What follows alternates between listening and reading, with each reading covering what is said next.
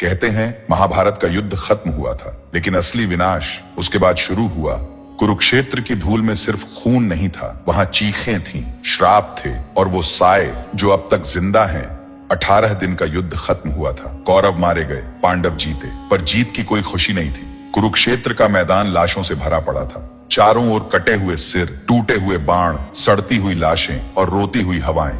गिद्ध आकाश में मंडरा रहे थे, कुत्ते सैनिकों की हड्डियां चबा रहे थे और सियारों की आवाजें दूर से आती थी, जैसे कोई कह रहा हो अभी विनाश बाकी है।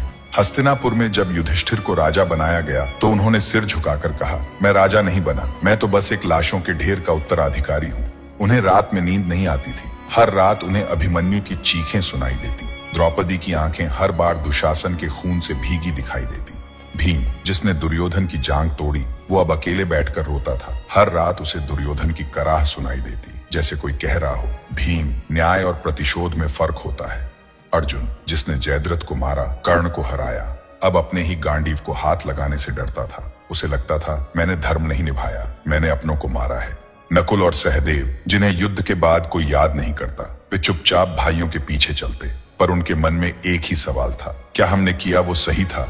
कृष्ण सब कुछ देख रहे थे। उनकी मुस्कान गायब हो चुकी थी। मैंने सुदर्शन चलाया नहीं, पर हर प्रहार मेरा ही तो था। मैंने धर्म के नाम पर अधर्म भी कराया, लेकिन अब ये युद्ध मेरे भीतर भी जल रहा है।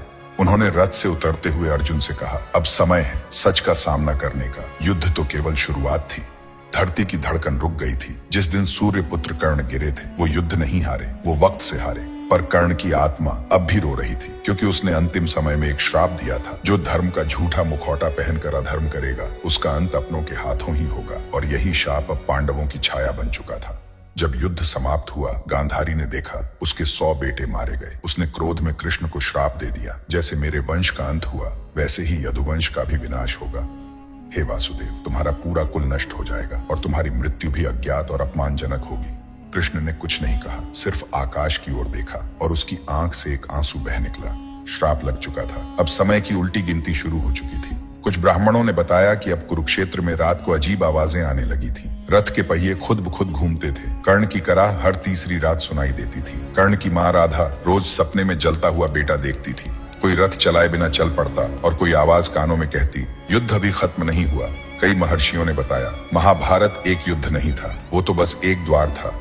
अब जो समय आ रहा है वो है कलयुग का, और उसका जन्म हुआ है कुरुक्षेत्र की इसी राख से।